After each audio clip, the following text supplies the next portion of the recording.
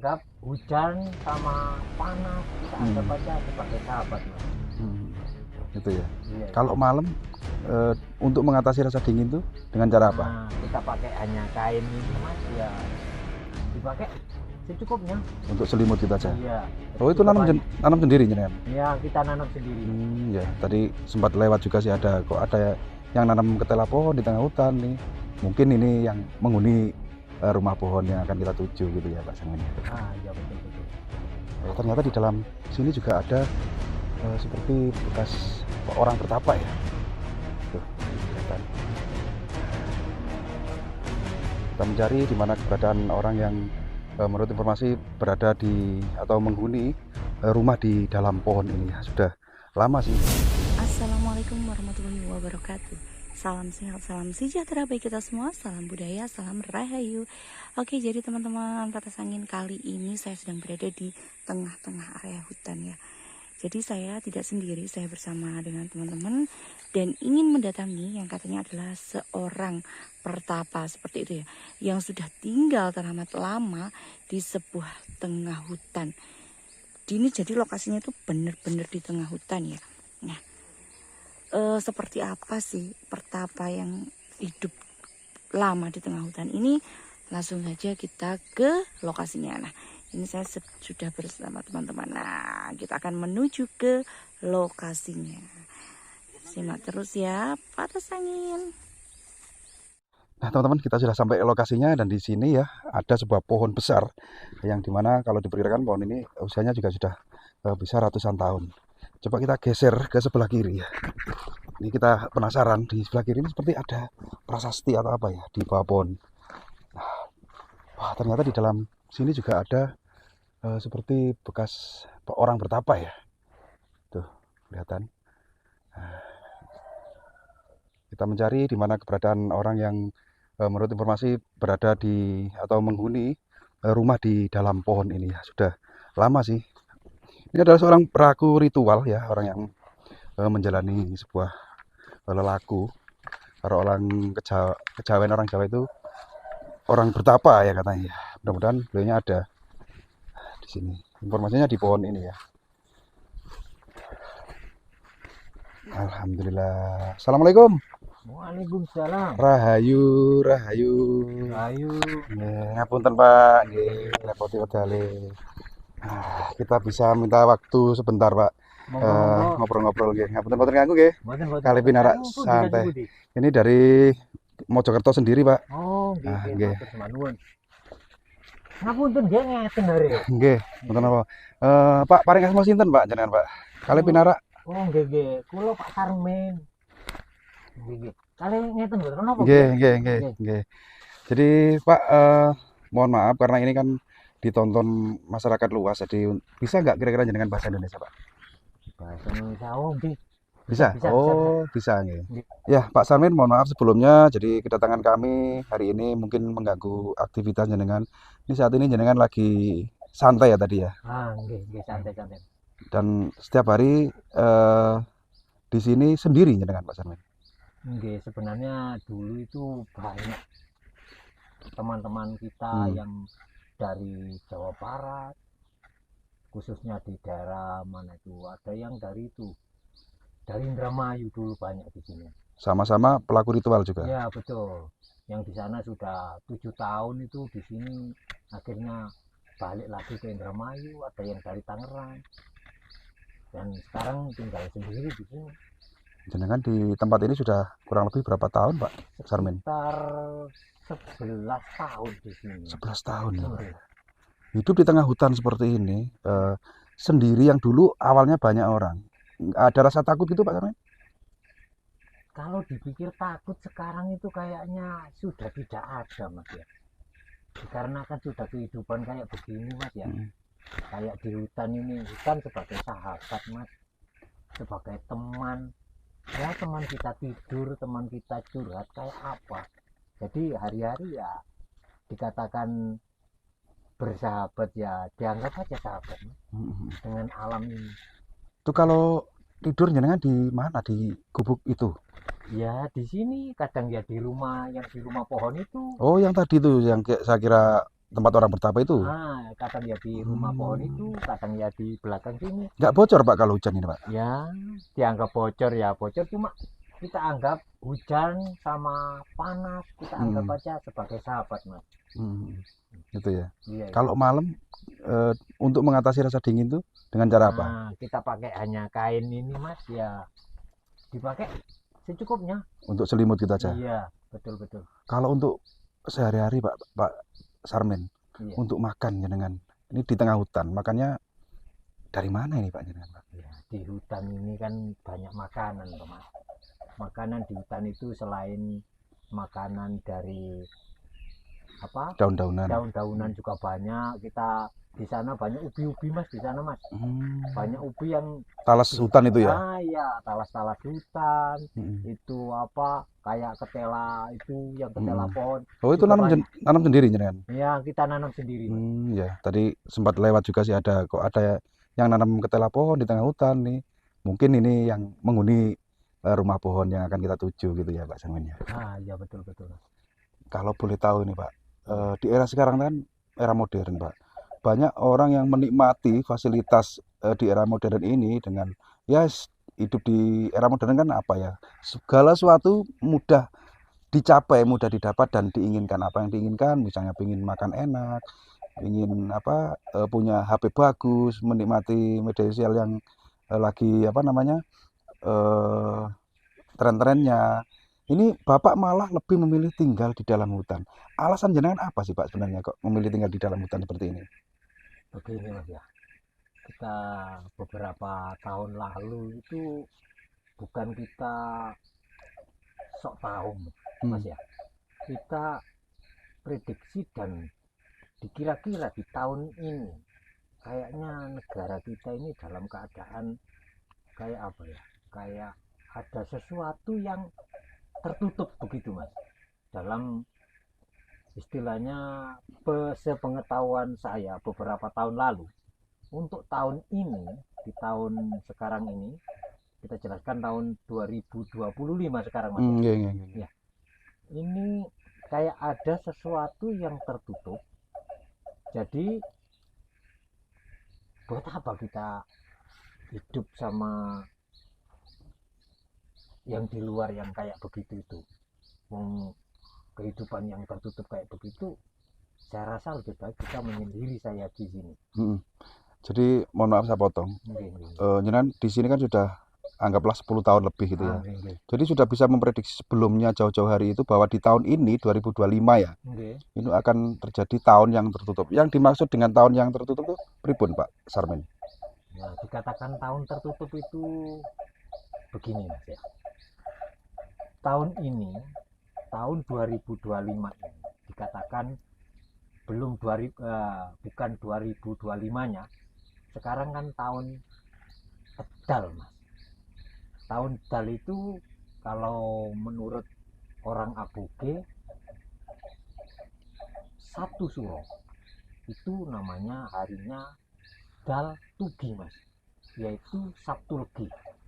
Di hari Sabtu Legi, Sabtu, Minggu, Senin, ini adalah hari sakral Mas. Dan di sini tahun Dal adalah tahun tertutup Mas. Dikatakan tahun tertutup Mas, adalah suatu tahun antara pihak atas sama bawah saling tidak mengenal. Apa itu tidak mengenal? Di antaranya tidak tahu, oh bawahanku kayak begini, rakyatku kayak begini.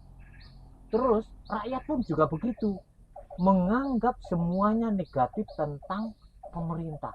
Jadi saya rasa ini betul-betul tertutup Mas, bukan gelap.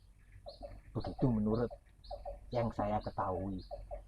Jadi yang jenengan maksud tertutup itu adalah ketidakterbukaannya pejabat negara gitu ya dengan rakyatnya gitu. Ada yang disembunyikan gitu maksudnya. Atau pripun? Nah, ya betul.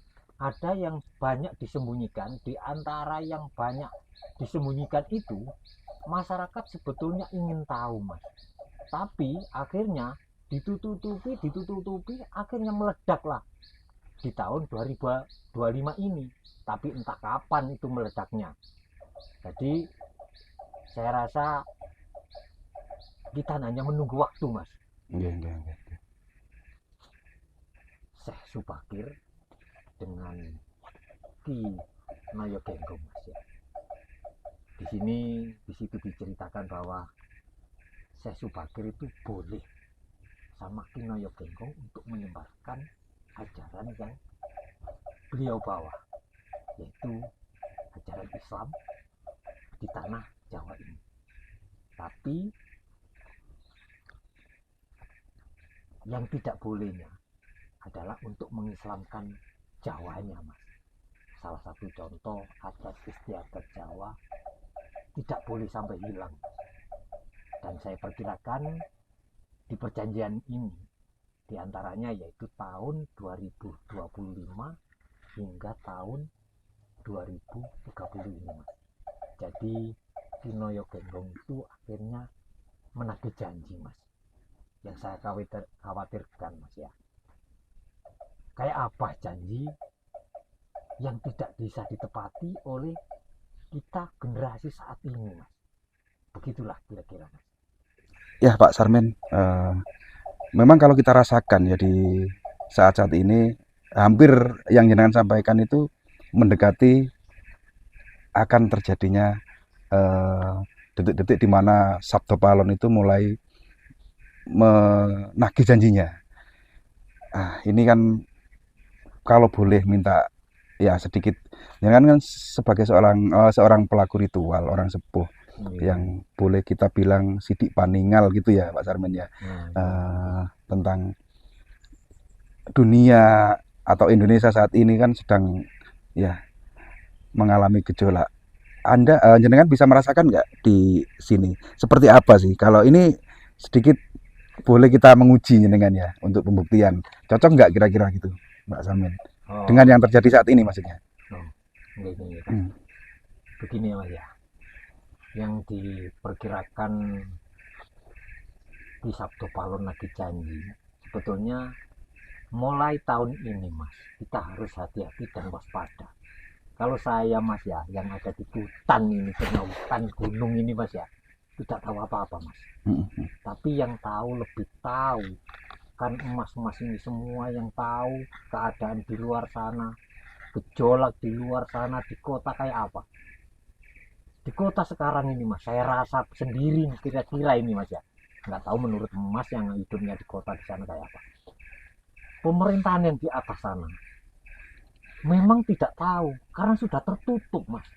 Tidak tahu bawaan kayak apa, dan bawaan pun juga tidak tahu apa yang di atas, Mas. Jadi inilah kira-kira yang saya ketahui tentang huru hara di tahun 2025 ini sampai tahun 2030 betul-betul sangat membahayakan untuk bangsa negara kita, Mas. Jadi Indonesia bisa dibilang dalam bahaya besar gitu ya Pak Sarmin? Betul sekali.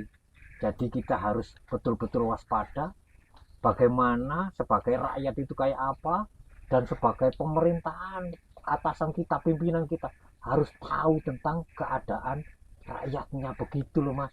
Ini sangat berbahaya sekali, apalagi tentang agama ataupun tentang pemerintahan yang saat ini ya gejolak menurut saya, Mas. Bagaimana di kota keadaannya, Mas? Jadi yang menurut jenengan ada tahun yang tertutup itu karena ada misi-misi dari pejabat-pejabat tinggi yang memang punya keinginan untuk bisa dibilang memperkaya diri sendiri, tapi jangan sampai tahu rakyatnya gitu. Bisa jadi begitu, Mas. Jadi mungkin dikarenakan memang sudah ramalan, Mas ya. Kita istilahnya setahu begini, sepengetahuan saya, namanya ramalan itu berbagai istilahnya bentuk. Karena pemerintahannya, karena apa?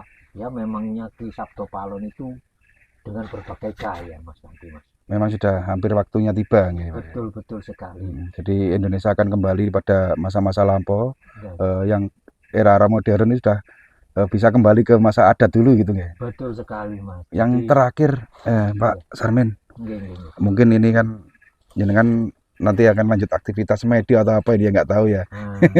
Untuk yang terakhir kali ya, mungkin ini sedikit tambahan buat kami ya, para generasi muda yang khususnya tinggal di dunia luar. Untuk bekal ya, mungkin untuk bekal dan pegangan supaya di yang jenengan sampaikan tadi sempat juga membuat merinding bahwa Indonesia akan dalam bahaya besar. Kalau boleh jenengan beri sedikit pitutur atau wejangan atau nasihat lah untuk kita biar bisa menempatkan diri atau selamat menghadapi hal yang tentunya akan membuat kerugian atau dan lain sebagainya gitu loh dalam kehidupan di dunia ini. Pripun dari jenengan, monggo. Ya, kira-kira begini Mas ya. Kita sebagai warga Mas ya, kalau kita menyikapi dengan keadaan yang begitu panas Mas ya, kita harus kepala dingin Mas. Apalagi Mas yang sudah tahu keadaan di luar sana kayak apa. Mas harus dingin. Karena apa? Di luar panas Mas. Dan yang lebih penting lagi, banyak pepatah Jawa Mas ya. Leluhur kita dulu itu mengucapkan dengan hati Mas. Salah satu contoh, pasar ilang kumandangi Mas. Langgar ilang kumandangi Mas. Terus budaya-budaya hilang Mas. Apalagi kita generasi saat ini Mas, yang perempuan sudah menyerupai laki-laki, sudah hilang malunya Mas. Jadi kayak apa kita sebagai generasi Mas ya, semoga generasi kita saat ini sehingga nanti seterusnya tidak lupa dengan sejarah leluhur kita, sebagai generasi yang saat ini memegang teguh bahwa leluhur kita adalah berbudaya. Jangan sampai lupa akan budaya leluhur kita. Itu saja Mas. Oke. Jadi petualangan kita hari ini, di samping kita bisa menikmati suasana hutan di lereng Gunung Lirang, dan alhamdulillah kita bisa berjumpa ya dengan seorang yang memang lebih memilih tinggal di hutan ini untuk mencari ketenangan. Dan di kesempatan ini kita juga mendapat wejangan yang sangat luar biasa sekali. Pak Sarmin, terima kasih atas waktunya. Nggih, ngapunten sing kathah, barangkali tadi kedatangan kami mengganggu. Misalnya lain kali kita sowan ke sini, kira-kira dipersilahkan atau ditolak ini Pak Sarmin? Oh, monggo dengan dua. Nggih. Jadi ini tadi kita ke sini memang agak dadakan, tidak membawa apa-apa. Tapi misalnya nanti sedikit ada ya sebagai ucapan terima kasih, diterima Pak Sarmin ya. Oh, bisa. Nggih. Pak Sarmin matur suwun, jenengan kula dongaaken, kita doakan semoga panjang umur, sehat selalu. Amin. Pun sebaliknya kita juga mohon doa dari jenengan. Saling tunggu tinunggu ngoten. Matur suwun wedale Pak Sarmin. Nggih, rahayu. Baik.